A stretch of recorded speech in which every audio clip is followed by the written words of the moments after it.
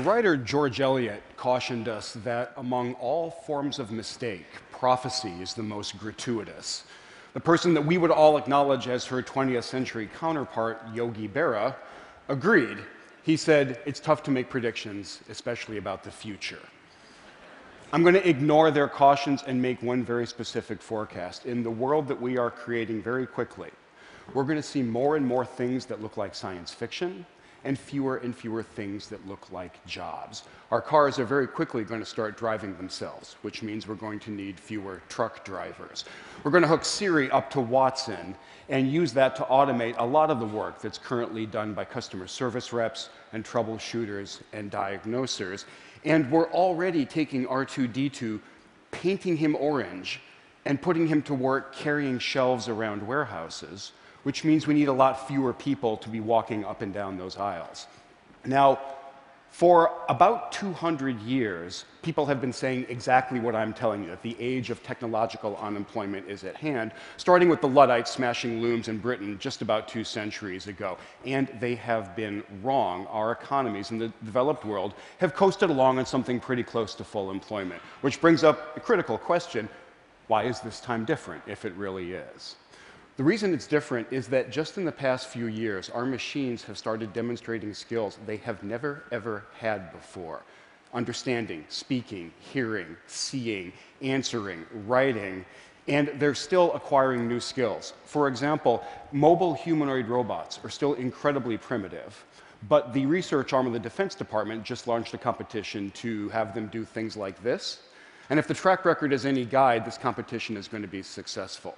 So when I look around, I think the day is not too far off at all when we're going to have androids doing a lot of the work that we are doing right now. And we're creating a world where there is going to be more and more technology and fewer jobs. It's a world that Eric Brynjolfsson and I are calling the new machine age. The thing to keep in mind is that this is absolutely great news. This is the best economic news on the planet these days. Not that there's a lot of competition, right? This is the best economic news we have these days for 2 main reasons. The first is technological progress is what allows us to continue this amazing recent run that we're on, where output goes up over time, while at the same time prices go down and volume and quality just continue to explode. Now, some people look at this and talk about shallow materialism, but that's absolutely the wrong way to look at it. This is abundance, which is exactly what we want our economic system to provide. The second reason that the new machine age is such great news is that once the androids start doing jobs, we don't have to do them anymore, and we get freed up from drudgery and toil.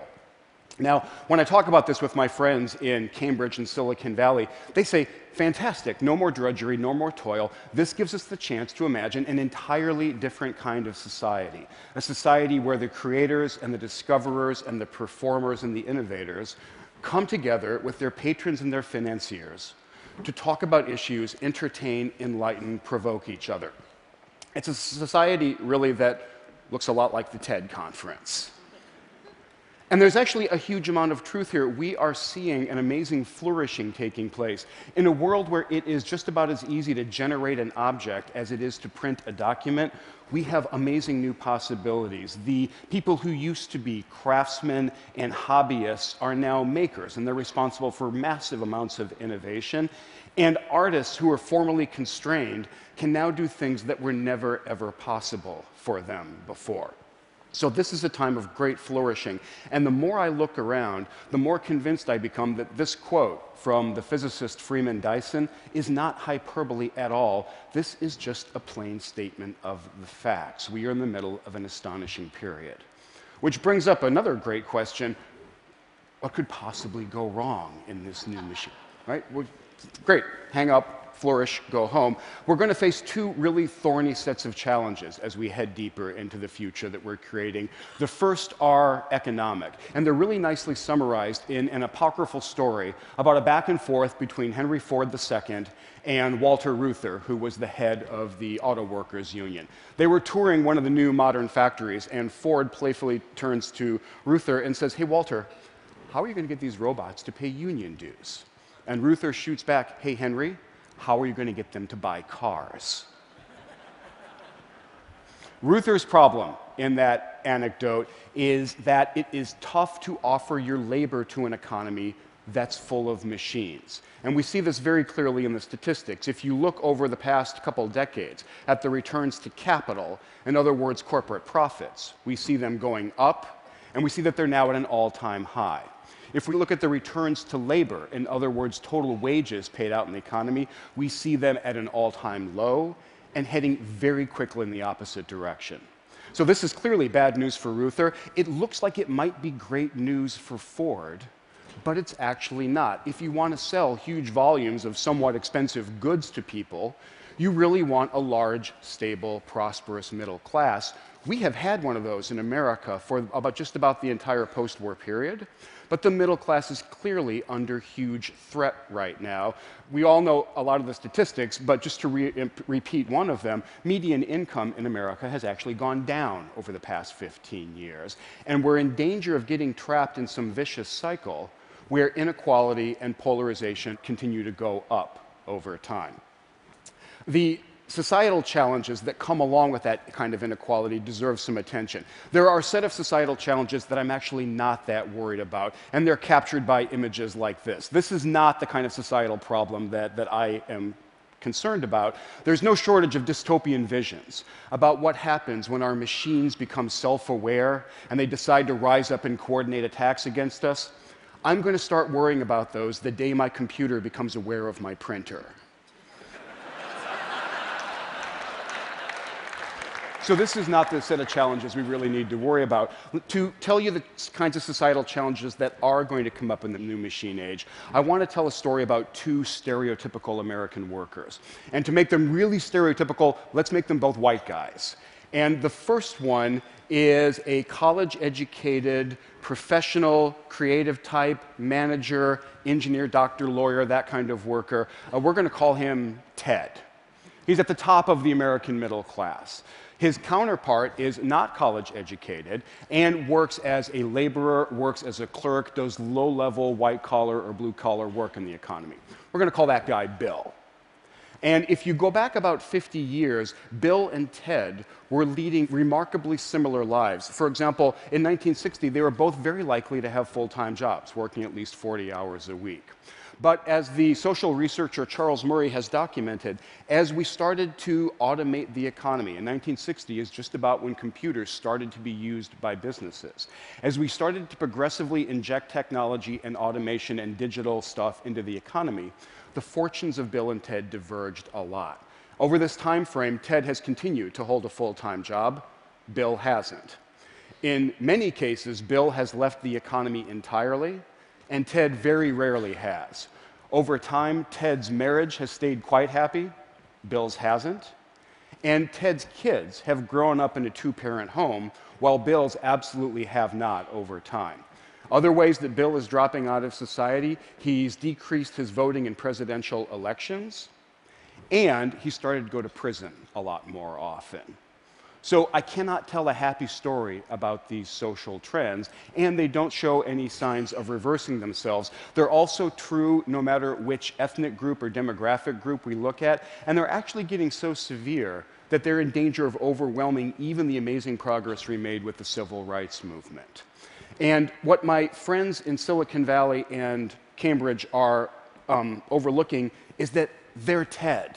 They're living these amazingly busy, productive lives, and they've got all the benefits to show from that, while Bill is leading a very different life. They're actually both proof of how right Voltaire was when he talked about the benefits of work and the fact that it saves us from not one, but three great evils. So with these challenges, what do we do about them? The economic playbook is surprisingly clear, surprisingly straightforward. In the short term especially, the robots are not going to take all of our jobs in the next year or two, so the classic Econ 101 playbook is going to work just fine. Encourage entrepreneurship, double down on infrastructure, and make sure we're turning out people from our educational system with the appropriate skills. But over the longer term, if we are moving into an economy that's heavy on technology and light on labor, and we are, then we have to consider some more radical interventions. For example, something like a guaranteed minimum income. Now, That's probably making some folk in this room uncomfortable because that idea is associated with the extreme left wing and with fairly radical schemes for redistributing wealth. I did a little bit of research on this notion, and it might calm some folk down to know that the idea of a net guaranteed minimum income has been championed by those frothing at the mouth socialists, Frederick Hayek, Richard Nixon, and Milton Friedman. And if you find yourself worried that something like a guaranteed income is going to stifle our drive to succeed and make us kind of complacent, you might be interested to know that social mobility, one of the things we really pride ourselves on in the United States, is now lower than it is in the Northern European countries that have these very generous social safety nets. So the economic playbook is actually pretty straightforward. The societal one is a lot more challenging. I don't know what the playbook is for getting Bill to engage and stay engaged throughout life. I do know that education is a huge part of it. I witnessed this firsthand. I was a Montessori kid for the first few years of my education. And what that education taught me is that the world is an interesting place, and my job is to go explore it. The school stopped in 3rd grade, so then I entered the public school system, and it felt like I had been sent to the gulag.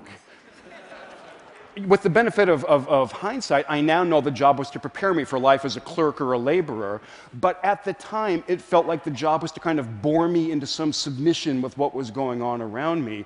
We have to do better than this. We cannot keep turning out bills. So we see some green shoots that things are getting better. We see technology deeply impacting education and engaging people, from our youngest learners up to our oldest ones.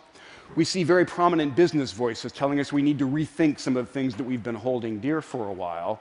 And we see very serious and sustained and data-driven efforts to understand how to intervene in some of the most troubled communities that we have. So the green shoots are out there. I don't want to pretend for a minute that what we have is going to be enough. We're facing very tough challenges. To give just one example, there are about 5 million Americans who have been unemployed for at least 6 months. We're not going to fix things for them by sending them back to Montessori. And my biggest worry is that we're creating a world where we're going to have glittering technologies embedded in kind of a shabby society and supported by an economy that generates inequality instead of opportunity.